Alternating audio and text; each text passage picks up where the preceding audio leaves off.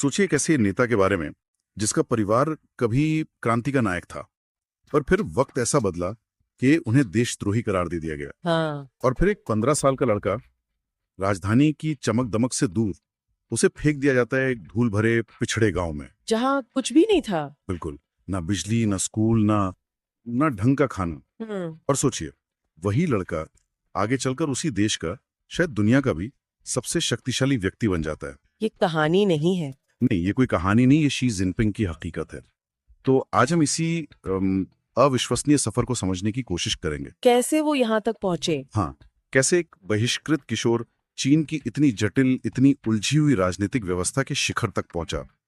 क्या थी उसकी रणनीतियां, उसके दांव पेच क्या थे। वही सब। तो इस पड़ताल में हमारे साथ बने रहिए।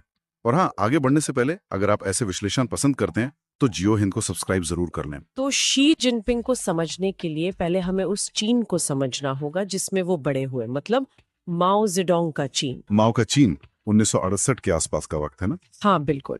जब दुनिया में तो क्रांति हो रही थी, पर चीन अपने ही अंदरूनी तूफानों से मतलब जूझ रहा था। माओ की नीतियां, खासकर वो Great Leap Forward. Great Leap Forward नाम तो बड़ा अच्छा है। नाम सुनने में अच्छा है, पर वो देश को तबाही की ओर ले जा रही थी। कबाही कहते हैं कि उस दौरान जो अकाल पड़ा 1958 के बाद, उसमें करीब 4 करोड़ लोग मारे गए। हाँ, 4 करोड़। ये इतिहास की शायद सबसे बड़ी मानव निर्मित आपदाओं में से एक है। आखिर ऐसा क्या गलत हुआ था? कहाँ से शुरू करें? सबसे पहले तो किसानों से उनकी जमीनें छीन ली गई। अच्छा। उन्हें बड़े बड़े कम्यून में डाल दिया गया जहां उनसे जबरन काम करवाया जाता था। निजी खेती, जो सदियों से चीन का आधार थी, वो बंद। मतलब अपनी ही जमीन पर मजदूर बन गए। बिल्कुल। और फिर माओ का वो अजीब सा जुनून स्टील बनाने का। हाँ, वो भी सुना है। स्टील का उत्पादन एकदम से बढ़ाना था। पर लोहा था नहीं, तो लोगों से कहा गया घर के बर्तन पिघलाओ, औजार पिघलाओ। क्या, बच्चों के खिलौने तक? हाँ, सब कुछ। नतीजा क्या हुआ? बस बेकार स्क्रैप का ढेर, किसी काम का नहीं। न खाना पकाने के बर्तन बचे, न खेती के औजार। और मुसीबतें थी। मुसीबतें कहाँ खत्म हुई थी। माओ ने पारंपरिक खेती को पिछड़ा बताकर एक नकली विज्ञान थोप दिया, लाइसेनकोइज्म। लाइसेनकोइज्म, ये क्या चीज थी? ये एक सोवियत वैज्ञानिक का सिद्धांत था। जेनेटिक्स को नकारता था वो। कहा गया कि बीज एकदम पास पास बो, ये सोचकर कि वो आपस में लड़ेंगे नहीं। और जुताई इतनी गहरी करो कि मिट्टी की उपजाऊ परत ही खत्म हो जाए। कागज पर क्रांतिकारी लगा होगा, पर खेतों में तो तबाही आ गई। तो अनाज का उत्पादन पूरी तरह गिरा। सिर्फ 2 साल में 200 मिलियन टन से घटकर सिर्फ 143 मिलियन टन रह गया। और नतीजा? भूखमरी। हाँ, भयानक भूखमरी। करीब 3 करोड़ लोग भूख से मर गए। और सोचिए, इसी दौरान दुनिया में अपनी छवि चमकाने के लिए माओ ने चीन से अनाज का निर्यात लगभग दोगुना कर दिया। क्या कह रही हैं? लोग मर रहे थे और अनाज बाहर भेजा जा रहा था। हाँ, एक ऐसा झूठ जिसके पीछे लाखों परिवार तबाह हो गए। शहरों में क्या हाल था? वहां तो शायद भूख उतनी ना हो। शहरों में भूख नहीं तो आतंक था।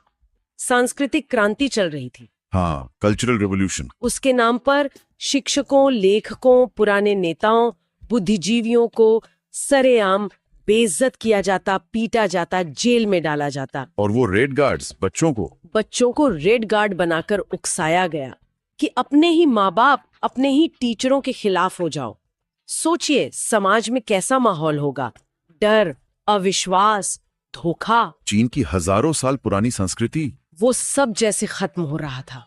इसी भयानक माहौल में शी जिनपिंग का परिवार फंसा। हाँ, उनके पिता शी झोंगशुन, जो कभी माओ के करीबी साथी थे, उन पर देशद्रोह के झूठे आरोप लगे। बिल्कुल, पूरा परिवार अर्श से फर्श पर। और 15 साल की शी जिनपिंग, उन्हें सजा मिली। बीजिंग से निकालकर उन्हें लियांगजियाहे नाम के एक बहुत ही गरीब पिछड़े गांव भेज दिया गया। एक 15 साल का लड़का राजधानी से सीधा एक ऐसे गांव में जहां कुछ भी नहीं था। कितने साल रहे वो वहां? 7 साल। 7 साल? हाँ, 7 साल। बिना बिजली, बिना स्कूल, बिना पेट भर खाने के, पिस्सू और खटमलों से भरी चारपाई, धान के खेतों में खाद ढोना, और सबसे बड़ी सजा एक देशद्रोही का बेटा होने का ठप्पा। ये तो किसी को भी तोड़ सकता है। बिल्कुल। यहीं पर उनकी कहानी एक दिलचस्प मोड़ लेती है। उस हालत में ज्यादातर लोग या तो टूट जाते या भागने की कोशिश करते। पर शी ने कुछ अलग किया। हाँ, शायद यही उनकी रणनीतिक सोच पहली बार दिखी। उन्होंने बहुत कम उम्र में ये समझ लिया कि माओ के चीन में असली ताकत सिस्टम के खिलाफ जाने में नहीं है। तो किस में है? सिस्टम के अंदर जाने में, उसे समझने में, उसका हिस्सा बनने में। कम्युनिस्ट पार्टी में शामिल होना, ये उनका पहला लक्ष्य बना। लेकिन पिता पर देशद्रोह का आरोप, ये तो मुश्किल रहा होगा। बहुत मुश्किल। उन्होंने बार बार पार्टी की सदस्यता के लिए अप्लाई किया और हर बार रिजेक्ट। पिता के अपराधों का हवाला देकर उन्हें भरोसे के लायक ही नहीं समझा गया। लगातार रिजेक्शन, कोई भी हिम्मत हार जाता। शायद, पर शी ने इसे अलग तरह से देखा। हर ना उनके लिए एक जानकारी थी कि सिस्टम को किससे डर लगता है, किसे खतरा मानता है, पार्टी में घुसने के लिए क्या करना होगा। तो उन्होंने क्या किया? भागे नहीं, शिकायत नहीं की? नहीं, वहीं गांव में रहकर दोगुनी मेहनत शुरू कर दी। मेहनत मतलब? वो सारे काम जो गांव वाले करते थे, भरी धूप में अनाज ढोना, खाद के गड्ढे साफ करना, नहरें खोदना, जब तक हाथ छिल ना जाए। जबकि शहर से आए दूसरे लड़के शायद इसे सजा मानते होंगे। हाँ, पर शी इसे शायद जमीनी हकीकत समझने का, लोगों का भरोसा जीतने का मौका मान रहे थे। और इसका असर हुआ गांव वालों पर। बिल्कुल। गांव वालों ने देखा कि बीजिंग का ये बाबू लड़का उनके साथ खट रहा है, उनकी भूख, उनकी थकान, उनका अपमान सब महसूस कर रहा है। तो उन्होंने मदद की। हाँ, गांव वालों ने खुद आगे बढ़कर शी को अपने ग्राम पार्टी नेतृत्व के लिए चुना। इस जमीनी समर्थन को पार्टी अनदेखा नहीं कर पाई और आखिरकार 1974 में शी जिनपिंग को कम्युनिस्ट पार्टी में ले लिया गया। तो पार्टी सदस्य बन गए, पहला पड़ाव पार। इसके बाद अगला कदम उनकी दूर की सोच दिखाता है। 1975 का साल था। सांस्कृतिक क्रांति ने चीन के विश्वविद्यालयों को प्रायः तबाह कर दिया था। हाँ, पढ़ाई तो बंदी थी। जो चल रहे थे उनमें एडमिशन पढ़ाई से ज्यादा पॉलिटिकल कनेक्शन पर होता था, पार्टी की सिफारिश पर। शी ने अपनी इसी नई पार्टी मेंबरशिप का इस्तेमाल किया और एडमिशन ले लिया। कहाँ? बीजिंग की सबसे प्रतिष्ठित यूनिवर्सिटी में, सिंघुआ यूनिवर्सिटी, केमिकल इंजीनियरिंग में। सिंघुआ? अरे, ये तो चीन का हार्वर्ड MIT जैसा है। ये सिर्फ डिग्री की बात नहीं थी फिर। बिल्कुल नहीं, ये पहुंच की बात थी। सिंघुआ वो जगह थी जहां पार्टी के बड़े नेताओं के बच्चे पढ़ते थे, भविष्य के रूलिंग क्लास का नेटवर्क। तो वो सिर्फ इंजीनियरिंग नहीं सीख रहे थे, वो सत्ता के गलियारों में अपनी जगह वापस बना रहे थे, कनेक्शंस बना रहे थे, भविष्य के नेताओं से दोस्ती कर रहे थे। चीन में नेटवर्क ही सब कुछ है, ये वो वहां सीख रहे थे। और इसी समय चीन में भी बड़े बदलाव हो रहे थे। हाँ, 1976 में माओ की मौत हो गई। फिर डेंग शाओपिंग आए। हाँ, डेंग शाओपिंग। वो खुद माओ के जमाने में 2 बार निकाले गए थे। वो चीन को माओ के कट्टर नीतियों से दूर ले जाना चाहते थे। 1978 में उन्होंने आर्थिक सुधार शुरू किए, चीन के दरवाजे दुनिया के लिए खोले। और शी के पिता, उनका क्या हुआ? डेंग के आने के बाद शी जोंगशुन को न सिर्फ बहाल किया गया, बल्कि उन्हें ग्वांगडोंग प्रांत का प्रमुख बनाया गया, एक बहुत महत्वपूर्ण पद। अच्छा, ग्वांगडोंग तो बाद में चीन का इकोनॉमिक पावर हाउस बना। हाँ, और पिता के इस नए रुतबे का फायदा शी जिनपिंग को भी मिला। ग्रेजुएशन के बाद उन्हें केंद्रीय सैन्य आयोग के जनरल ऑफिस में एक अच्छी पोजीशन मिली। मिलिट्री कमीशन, ये तो बहुत अहम जगह है। पार्टी का सेना पर कंट्रोल यहीं से होता है। तो अब शी बीजिंग में थे, सत्ता के केंद्र में, एक अच्छी पोजीशन पे। ज्यादातर लोग यहीं टिके रहते, ऊपर जाने की कोशिश करते। लेकिन शी ने फिर कुछ अलग किया। हाँ, और ये शायद उनकी रणनीति का सबसे हैरान करने वाला हिस्सा है। 1982 में जब करियर बढ़िया चल रहा था, उन्होंने फिर से खुद को निर्वासित कर लिया। फिर से? कहाँ गए इस बार? हेबोई प्रांत, एक पिछड़ा ग्रामीण इलाका। वहां एक काउंटी के डिप्टी पार्टी सेक्रेटरी बनकर। ये तो समझ नहीं आया। मतलब दिल्ली की पावर पॉलिटिक्स छोड़कर कोई मान लीजिए किसी दूर दराज के छोटे से जिले में चला जाए, ये तो पॉलिटिकल सुसाइड जैसा लगता है। उस समय कई लोगों ने यही सोचा, राजधानी छोड़ना मतलब नजरों से दूर हो जाना। पर शी शायद सत्ता के खेल को ज्यादा गहराई से देख रहे थे। कैसे? देखिए, बीजिंग में क्या था? कंपटीशन। हर कोई एक दूसरे से आगे निकलना चाहता था। हर कदम पर खतरा, एक गलत बयान और करियर खत्म। हाँ, राजधानी की राजनीति तो ऐसी होती है। हेबई में ये सब नहीं था। कोई चमक दमक नहीं, कोई मीडिया नहीं, कोई खास कंपटीशन भी नहीं। वहां क्या था? क्या था? असली काम, गवर्नेंस का काम, जमीनी समस्याएं, सिंचाई की नहरें ठीक करो, अनाज की कमी देखो, किसानों की सुनो, ये सब गंदा मुश्किल काम। जिसके लिए शायद बीजिंग में किसी के पास टाइम नहीं था। बिल्कुल। तो जहां बीजिंग में बाकी लोग भाषण और पद के पीछे भाग रहे थे, शी चुपचाप हेबेई में वो अनुभव ले रहे थे जो सबसे जरूरी है, सरकार चलाना सीखना। मतलब प्रतिष्ठा से ज्यादा अनुभव को चुना उन्होंने। हाँ, और राजधानी की गुटबाजी से दूर रहकर वो किसी के लिए सीधा खतरा भी नहीं बने। वो धीरे धीरे बिना नजर में आए अपनी नींव मजबूत कर रहे थे। जिसे लोग सजा समझ रहे थे वो असल में उनकी एक चाल थी। वाकई दिलचस्प है कि कैसे उन्होंने भीड़ से अलग रास्ता चुना। वैसे ऐसे ही अलग और गहरे विश्लेषण आपको मिलते रहेंगे जियो हिल्द पर। तो हेबाई के बाद क्या हुआ? इस अनुभव का उन्हें फायदा मिला? जबरदस्त फायदा। इसके बाद शी ने जो किया वो उनकी काबिलियत का सबूत है। उन्होंने एक के बाद एक कई प्रांतों में काम किया। हेबेई, फिर फुजियान, फिर झेजियांग और आखिर में शंघाई। और हर जगह उन्होंने आर्थिक विकास पर फोकस किया। वो एक ऐसे प्रशासक के तौर पर उभरे जो नतीजे देना जानता था। एक खास उदाहरण, जैसे हेबेई में उन्होंने क्या किया था? हेबेई के जेंडिंग काउंटी का उदाहरण ले लीजिए, जहां वो 1982 में गए थे। वहां 70% लोग गरीब किसान थे, माओ की नीतियों की मार झेल रहे थे। हाँ। शी ने वहां एक, कह सकते हैं, सेमी अर्बन इकोनॉमी मॉडल लागू किया। पहला काम, किसानों को कहा कि कम मुनाफे वाले अनाज की जगह ज्यादा कीमत वाली सब्जियां उगाओ, फल उगाओ। पर उसके लिए तकनीक चाहिए, जानकारी चाहिए। बिल्कुल। तो दूसरा कदम, सरकार ने ग्रीन हाउस बनाने का सामान दिया, ट्रेनिंग दी। तीसरा, बिचौलियों को हटाया, किसानों को सीधे शहर के बाजारों से जोड़ा ताकि दाम अच्छा मिले। हाँ, और चौथा, जो अच्छा काम करे उसे इनाम भी दिया। नतीजा क्या रहा इसका? नतीजा, अरे जबरदस्त। जो किसान महीने में 60 युआन कमाता था वो 2400 युआन कमाने लगा। सालाना कमाई 10,000 युआन तक पहुंच गई। इतना फर्क? हाँ, आज जेंडिंग हेबे की टॉप 10 इकोनॉमी में है। 1978 से अब तक जीडीपी और प्रति व्यक्ति आय 300 गुना से ज्यादा बढ़ी है। ये शी का स्टाइल था, प्रैक्टिकल, रिजल्ट ओरिएंटेड। तो इस तरह उन्होंने अपनी पहचान बनाई, एक काबिल एडमिनिस्ट्रेटर के तौर पर। लेकिन चीन के टॉप पर पहुंचना, वो बड़ा ब्रेक कब मिला?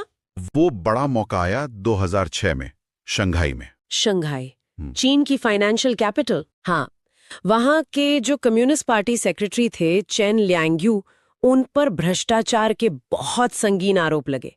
उन्हें हटा दिया गया। ये चीन के सबसे बड़े घोटालों में से था।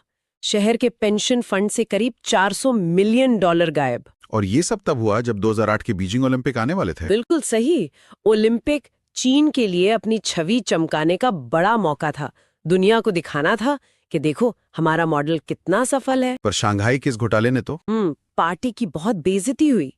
अब उन्हें ओलंपिक से पहले एक स्थिर, घोटाला मुक्त, तरक्की करता शंघाई चाहिए था। इस मुश्किल काम के लिए, इस सर्जिकल ऑपरेशन के लिए शी जिनपिंग को चुना गया। उन्हें शंघाई का पार्टी चीफ बनाकर भेजा गया। बहुत बड़ी जिम्मेदारी। कैसे संभाला उन्होंने? बहुत सधे हुए तरीके से। आते ही सबसे पहले पार्टी नेताओं की जो खास सुविधाएं थी, जैसे पर्सनल विला, लग्जरी ट्रेन, वो सब बंद। अच्छा। बड़े बड़े सरकारी डिनर, फालतू के फंक्शन, सब कैंसिल। मैसेज साफ था, भ्रष्टाचार नहीं चलेगा। और अर्थव्यवस्था, निवेशकों का भरोसा? उन्होंने अलीबाबा जैसी बड़ी टेक कंपनियों को शंघाई में अपने फाइनेंस और टेक सेंटर खोलने के लिए मनाया। इससे विदेशी निवेशकों को लगा कि हाँ, शंघाई अभी भी बिजनेस के लिए सही जगह है। और ग्रोथ, इतनी उतल-पुतल के बीच? यही तो कमाल था। इस सब के बावजूद शी ने उस साल शंघाई की 12.5% की ग्रोथ रेट बनाए रखी। प्रभावशाली। हाँ, नतीजा ये हुआ कि चीन 2008 के ओलंपिक शानदार तरीके से कर पाया। दुनिया भर में वाहवाही हुई। इस कामयाबी ने तो शी का कद बहुत बढ़ा दिया होगा। बिल्कुल। शंघाई में उनके काम ने बीजिंग के टॉप नेताओं को बहुत इम्प्रेस किया और इनाम मिला। उन्हें पुलित ब्यूरो स्थायी समिति PSC में जगह मिल गई। पुलित ब्यूरो स्थायी समिति, ये कितनी पावरफुल बॉडी है चीन में? इसे आप चीन का असली पावर सेंटर कह सकते हैं। देखिए, कम्युनिस्ट पार्टी एक पिरामिड है। नीचे 9 करोड़ से ज्यादा सदस्य। हाँ। उनके ऊपर सेंट्रल कमेटी, करीब 380 लोग, फिर पुलित ब्यूरो, लगभग 24 सबसे ताकतवर नेता, मंत्री, बड़े गवर्नर, जनरल वगैरह। और पिरामिड के टॉप पर है पॉलिट ब्यूरो स्थायी समिति PSC। आज इसमें सिर्फ 7 सदस्य हैं। यही 7 लोग चीन के 1.4 अरब लोगों की किस्मत का फैसला करते हैं। इकोनॉमी, मिलिट्री, फॉरेन पॉलिसी, सब कुछ। और इसका मुखिया? इसका मुखिया होता है पार्टी का महासचिव, जनरल सेक्रेटरी। वही चीन का सुप्रीम लीडर होता है। आज वो पद शी जिनपिंग के पास है। तो जब शी को पीएससी में जगह मिली, ये सिर्फ प्रमोशन नहीं था? नहीं, ये उस कमरे में एंट्री थी जहां असली फैसले होते हैं। लेकिन वो टॉप पर कैसे पहुंचे? उस समय तो हु जिनताओ थे नेता। हाँ, हु जिनताओ अपना दूसरा कार्यकाल पूरा कर रहे थे। पार्टी नियमों के हिसाब से उन्हें 2012 में हटना था। सवाल था, अगला कौन? पीएससी में और भी दावेदार थे, पर जो पार्टी के पुराने बड़े नेता थे, वो एक ऐसा चेहरा चाहते थे जो अनुभवी हो, सधा हुआ लगे, पर बहुत ज्यादा महत्वाकांक्षी ना दिखे। मतलब जिसे कंट्रोल किया जा सके। कुछ ऐसा ही। हाँ। और शी जिनपिंग, उनका गांव वाला इतिहास, उनकी विनम्र छवि, 2 दशक का प्रशासनिक तजुर्बा और सबसे बड़ी बात, भ्रष्टाचार का कोई दाग नहीं। तो वो सेफ बेट लगे। हाँ, पुराने नेताओं को लगा कि ये कंट्रोल में रहेंगे, कम महत्वाकांक्षी हैं, और इसी सोच के साथ 2012 में जब हु जिनताओ रिटायर हुए, शी जिनपिंग पार्टी के महासचिव और चीन के राष्ट्रपति चुन लिए गए। लेकिन ये आकलन, ये तो गलत निकला। बुरी तरह गलत। जिन लोगों ने सोचा था कि वो शी को अपनी उंगलियों पर नचाएंगे, उन्हें शायद अंदाजा ही नहीं था कि वो किसे चुन रहे हैं। सत्ता में आते ही क्या किया उन्होंने? आते ही उन्होंने भ्रष्टाचार के खिलाफ एक जबरदस्त अभियान छेड़ा। Anti corruption drive. कहने को तो ये भ्रष्टाचार मिटाने के लिए था, पर असल में ये उनके विरोधियों को रास्ते से हटाने का हथियार बन गया। कैसे? मतलब? उन्होंने चुन चुनकर अपने संभावित कॉम्पिटिटर्स को निशाना बनाया। सैकड़ों सीनियर अधिकारी, बड़े बड़े मिलिट्री जनरल्स, प्रभावशाली नेता, उनका क्या हुआ? या तो वो गायब हो गए, या भ्रष्टाचार के आरोप में जेल पहुंच गए, या बिल्कुल साइडलाइन कर दिए गए। पहले कार्यकाल के खत्म होते होते पार्टी और सेना पर उनकी पकड़ बहुत मजबूत हो चुकी थी। और दूसरे कार्यकाल तक? दूसरे कार्यकाल तक पॉलिट ब्यूरो के करीब 60% लोग उनके वफादार या उनसे सीधे जुड़े हुए थे। लेकिन असली धमाका हुआ 2018 में। 2018 क्या हुआ था? चीन के संविधान में संशोधन, 2 बड़े बदलाव। पहला, शी जिनपिंग विचार को संविधान में जगह, मतलब उनकी सोच ही पार्टी की लाइन, उस पर सवाल नहीं। और दूसरा सबसे बड़ा बदलाव, राष्ट्रपति पद के लिए कार्यकाल की सीमा खत्म कर दी गई। टर्म लिमिट खत्म? हाँ, मतलब वो जब तक चाहें राष्ट्रपति बने रह सकते हैं, आजीवन। इससे पहले नियम था कि कोई भी नेता ज्यादा से ज्यादा 10 साल रह सकता है, ताकि तानाशाही ना आए। शी ने वो नियम ही बदल दिया। और जब इस पर संसद में वोटिंग हुई, किसी ने विरोध नहीं किया? यही तो सबसे चौंकाने वाली बात है। करीब 3000 लोग थे वहां। विरोध में कितने वोट पड़े होंगे? कितने? 0, 1 भी नहीं, 0। सबको पता था कि शी से असहमत होने का मतलब क्या है। डर। हाँ, डर का ऐसा माहौल। ये सब सुनकर लगता है चीन पूरी तरह एक व्यक्ति की मुट्ठी में आ गया। लेकिन क्या इस तानाशाही का कोई आर्थिक फायदा भी हुआ? लोग कहते हैं चीन ने तरक्की बहुत की। यहीं पर एक मुश्किल आंकड़ा सामने आता है। पिछले दशक में जब अमेरिका की जीडीपी करीब 60% बढ़ी, भारत की करीब 83%, उसी समय शी के चीन की जीडीपी 111% बढ़ी। डबल से भी ज्यादा। हाँ, चीन की प्रति व्यक्ति आय लगभग दोगुनी हो गई। आज दुनिया की 30% मैन्युफैक्चरिंग चीन में है। सोलर पैनल, सेमीकंडक्टर का कच्चा माल, इलेक्ट्रिक गाड़ियों की बैटरी, सब पर चीन का दबदबा है। तो आर्थिक तौर पर तो ये मॉडल काम कर रहा है। आंकड़े तो यही कहते हैं। और इसी आर्थिक ताकत के साथ चीन की सैन्य ताकत और आक्रामकता भी बढ़ी है। जैसे साउथ चाइना सी में वो आर्टिफिशियल द्वीप बनाकर कब्जा करना, ताइवान को खुलेआम धमकी देना, हांगकांग में लोकतंत्र को कुचलना, ये सब शी के दौर में ही तेज हुआ है। तो उनका ट्रैक रिकॉर्ड एक तरह से ये साबित करता है कि तानाशाही शायद लोकतंत्र से तेज आर्थिक नतीजे दे सकती है, कम से कम छोटी अवधि में। ये एक ऐसी सच्चाई है जिसे मानना मुश्किल लगता है, पर आंकड़े कुछ ऐसी ही कहानी कहते नजर आते हैं। ये बहस तो बहुत जटिल है। इस पूरे विश्लेषण पर, इन नतीजों पर आपकी क्या राय है? नीचे टिप्पणी में जरूर बताइएगा।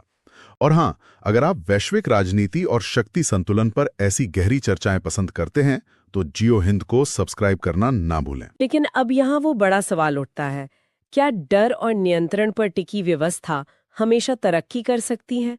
क्या आप इकोनॉमी बढ़ाते हुए 1.4 अरब लोगों को हमेशा दबाकर रख सकते हैं? क्या अंदर कोई असंतोष नहीं पनप रहा होगा? ये सवाल बहुत अहम है, क्योंकि इसका जवाब ही शायद ये तय करेगा कि 21वीं सदी किसकी होगी, लोकतंत्र की या तानाशाही की। और शी जिनपिंग वो लड़का